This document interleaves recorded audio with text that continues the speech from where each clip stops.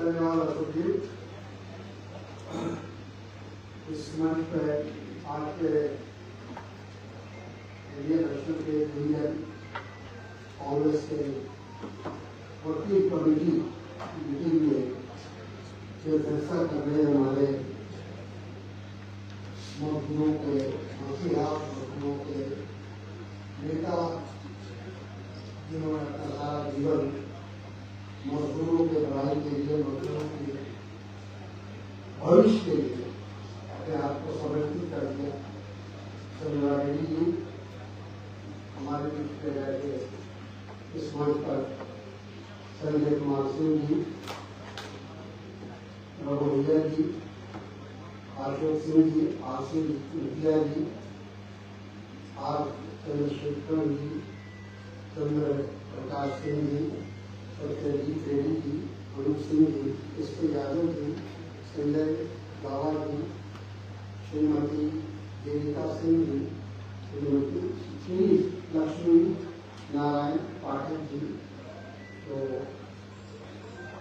और सभी अलग अलग राज्यों से आए हुए नॉमिनेटेड के सभी प्रदेश अध्यक्ष और तमाम कार्यकारिणी के सदस्य, आमंत्रित सदस्य और इससे महत्वपूर्ण बैठक में भाग लेने आए अलग अलग राज्यों से हमारे तमाम मजदूर भाइयों, मैं सबसे पहले संजय रेड्डी जी को और आप सबको धन्यवाद देना चाहता हूँ, शुक्रिया करना चाहता हूँ कि आप मैं आज की इस महत्वपूर्ण कार्यक्रम में, महत्वपूर्ण बैठक में आपने मुझे आमंत्रित किया है। शिक्षक के साथ तो मेरा संबंध जोड़ीदारों का है। शिक्षक का कोई कार्यक्रम हो और उसकी जानकारी और उसकी निमंत्रण हमको न मिले, ये लगता है कि असंभव हो गया है। तो कहीं भी फंक्शन होता है, कहीं भी प्रोग्राम होता है, तो आपकी तरफ से निमंत्रण प्राप्त होता है। संजय रेड्डी जी का कृपा है कि वो हमेशा मुझे याद करते हैं और आज उन्हीं का हुक्म था कि इस प्रोग्राम में शामिल हो। ये कार्यकारिणी की बैठक है। आप सभी लोग पूरे देश का जो हमारे मजदूरों का हिंसक का जो नेतृत्व है वो आज यहाँ बैठा हुआ है। एक तरह से कहा जाए कि पूरा भारत यहाँ पर मौजूद है और आज इस बैठक में आप जो भी प्रस्ताव लेंगे वो बहुत ही महत्वपूर्ण होगा आगे भविष्य के लिए। जहाँ तक इंडिया का सवाल है, इंडिया का इतिहास गवाह है कि जब जब मजदूरों के खिलाफ सरकार का कोई भी रवैया होता है, प्रस्ताव होता है, तो इंडिया जो सबसे पुराना इस मजदूरों का संस्था है, संगठन है, आजादी के बाद से लगातार देश में मजदूरों की जुड़ी समस्या आती रही है। समय समय पर उसका निदान करने का काम वो इंटर ने किया है या इंटर के नेतृत्व में किया है। चाहे वो जो संगठित मजदूर है या असंगठित है, अलग अलग समस्याएं उनकी हैं, लेकिन उसके बावजूद भी इंटर ने हमेशा उनकी आवाज को व्यक्त किया है और कई बार आंदोलन के जरिए, प्रदर्शन के जरिए सरकार पर को मजबूर किया है, सरकार पर इतना दबाव बनाया है कि सरकार को अपने फैसले को कई बार बदलना पड़ा है। यही मजदूरों की ताकत है। मजदूर में हम सब जानते हैं कि किसी भी लोकतांत्रिक देश में जो मजदूरों की शक्ति है, जो ताकत है, जो उनका संगठन है, वो सरकार को हमेशा इस बात के लिए मजबूर करता है कि वो जो एंटी लेबर या मजदूर विरोधी जो भी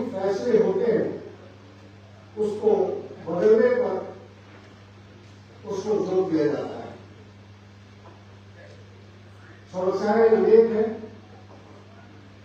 मजदूर जो सही मानों में कहा जाए कि देश के विकास में, देश की उन्नति में, चाहे वो मजदूर कारखाने में काम करता हो या खेत में काम करता हो, उसका जो योगदान है देश के लिए, देश की अर्थव्यवस्था को मजबूत करने में, उससे कोई भी इनकार नहीं कर सकता। और दुख की बात यह है कि जो मजदूर अपना खून पसीना बहाकर देश की अर्थव्यवस्था को मजबूत करता है, देश को आगे ले जाने का काम करता है, देश को उन्नति की तरफ ले जाने का काम करता है, उस मजदूर के साथ उसके साथ जो सलूक होना चाहिए, जो रवैया होना चाहिए सरकार का, वो अक्सर नहीं होता है। और अभी तो जो हम लोग देख रहे हैं लगातार के पिछले कई वर्षों से जो लिबरलाइजेशन के नाम पर जो मजदूरों का शोषण हो रहा है, उससे निकाल देते हैं। कॉन्ट्रैक्ट लेबर, ये जो एक नया मुहावरा शुरू हुआ है, और खास तौर पर जो बड़े बड़े उद्योगपति हैं उनको ये सूट करता है। उनको लगता है कि अगर हम कॉन्ट्रैक्ट लेबर रखेंगे तो हम जैसे चाहेंगे उनके साथ व्यवहार कर सकते हैं, उसके लिए वो एक प्रकार से स्वतंत्र है। लेकिन होना ये चाहिए, भारत जैसा हमने कहा कि एक लोकतांत्रिक देश है, संविधान हमारे यहाँ है, उन तमाम चीजों को ध्यान में रखकर सरकार को यह हमेशा सोचना चाहिए कि मजदूरों का शोषण नहीं होना चाहिए, उनकी मजबूरी का लाभ नहीं उठाना चाहिए, फायदा नहीं उठाना चाहिए। एक समय था जब देश की नेता या देश की प्रधानमंत्री इंदिरा जी थी, तो उन्होंने कई महत्वपूर्ण फैसले लिए मजदूरों के हक में, और आज तक लोग उसको याद रखते हैं। चाहे कोयला खदानों में काम करने वाले मजदूर हो या और किसी दूसरे क्षेत्र में हो, मजदूरों के साथ जो एक सभ्य समाज का या सभ्य सरकार का जो व्यवहार होना चाहिए, वो व्यवहार उस समय ने किया और मजदूरों को उनका अधिकार दिया था। उनका जीवन कैसे सुधरे, उनके बच्चों का भविष्य कैसे बने, इस बात का हमेशा उन्होंने ध्यान रखा। आज हम देख रहे हैं कि जो वर्तमान सरकार है उसका क्या रवैया है, हमारे मजदूरों के साथ क्या रवैया है। लगातार ये कोशिश हो रही है सरकार की कि मजदूरों का दमन किया जाए। जो बड़े बड़े उद्योगपति हैं, कॉर्पोरेट हाउस है, उनके हितों का ध्यान रखा जाता है, लेकिन जो मजदूर है, जो दिन रात मेहनत करते हैं, मुशक्कत करते हैं, उनके हितों को नजरअंदाज किया जाता है। तो ये जो रवैया है वर्तमान सरकार का, उसके खिलाफ आप संगठित हैं। हमें इस बात की खुशी है कि जब भी ऐसा कोई अवसर आता है, मौका आता है, तो उनका आगे बढ़कर उसका विरोध करते। और एक बात और मुझे अच्छी लगी थी कि आप लोगों ने तमाम जो मजदूर संगठन है, जिनका विश्वास लोकतंत्र में है, समाजवाद में है, धर्मनिरपेक्षता में है, वैसे तमाम संगठनों को आपने एकजुट किया, उसके साथ साथ किसानों को भी जोड़ा और एक मजबूत आवाज बनने की आपने कोशिश की। क्योंकि अगर भारत को देखा जाए, दुनिया में देखा जाए, तो चाहे किसान हो चाहे वो मजदूर, ये दो ऐसी ताकतें हैं, ये दोनों का ऐसा संगठन है जो हर जगह मौजूद है और जो हमारे समाज को बनाने में, हमारे देश को बनाने में, राष्ट्र को बनाने में इन दोनों का बहुत योगदान है। तो वैसी स्थिति में इंटेक्ट की जो भूमिका है वो सराहनीय है और हमेशा आपने आगे बढ़कर उसमें हिस्सा लिया है। समय समय पर मजदूरों को जगाने का काम किया है, सरकार पर दबाव बनाने का काम किया है और मजदूरों के को हर तरह से उनकी रक्षा हो सके, चाहे वो ओल्ड पेंशन का मामला हो, चाहे ऑर्गेनाइज का मामला हो, चाहे वो और जो मजदूरों के हित में जो फैसले हो सकते हैं, वो सारी चीजें हैं। वो सब चीजों का ध्यान इंटक ने हमेशा रखा है और अपनी तरफ से पूरी कोशिश की। मिनिमम वेजेस के लिए आपने कहा है कि 26,000 पर मंथ कम से कम मिलना चाहिए। आज जो मिनिमम वेजेस है कोई इसका देखने वाला नहीं। हकीकत में पहले मिनिमम वेजेस आज के जो प्राइवेट इंडस्ट्रीज हैं वहां नहीं, और जो पब्लिक सेक्टर है उसकी क्या हालत है, क्या हालत बना रखा है सरकार ने, वो भी आप देख रहे हैं। उनकी कोशिश है, मोदी सरकार का ये प्रयास है कि पब्लिक सेक्टर को कमजोर किया है, धीरे धीरे उसको समाप्त किया है, क्योंकि पब्लिक सेक्टर में उस प्रकार से शोषण नहीं हो पाता। लेकिन जो प्राइवेट इंडस्ट्री है, जो प्राइवेट उद्योगपति है, कॉर्पोरेट हाउसेस है, वहां पूरी तरह से उनका शोषण भी होता है और एक्सप्लॉयटेशन भी होता है। तो इसलिए इंटक के अपनी जिम्मेदारी का निर्वाह हमेशा करता रहा है।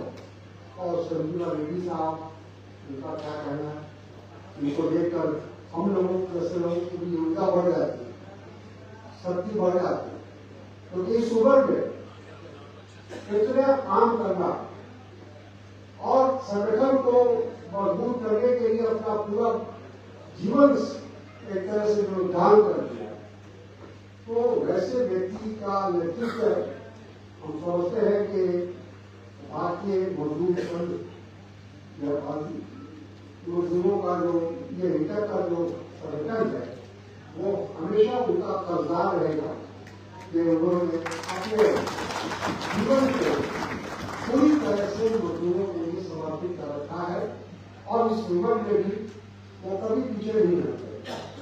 बात होती है अपने इंटर के साथियों से, चाहे वो अशोक भी हो, संजय भी हो या कोई भी हमारे और देश के अध्यक्ष लोग मिलते हैं, तो मैं यही कहता हूँ हमें उनसे सीख लेने की आवश्यकता है।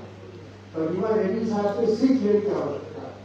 यानी उम्र कुछ भी नहीं है, अगर आप पे जिद है, काम करने का हौसला है, तो उम्र का कोई उसमें रुकावट नहीं। और इस उम्र जो है वो बढ़ चढ़कर हिस्सा लेते हैं, दिलचस्पी लेते हैं। और इंटर का जो मकसद है, जो उद्देश्य है कि मजदूरों के हितों की रक्षा की जाए, उनके साथ उनका शोषण न हो, ऐसे उद्देश्य को लेकर वो लगातार संघर्षशील रहते हैं।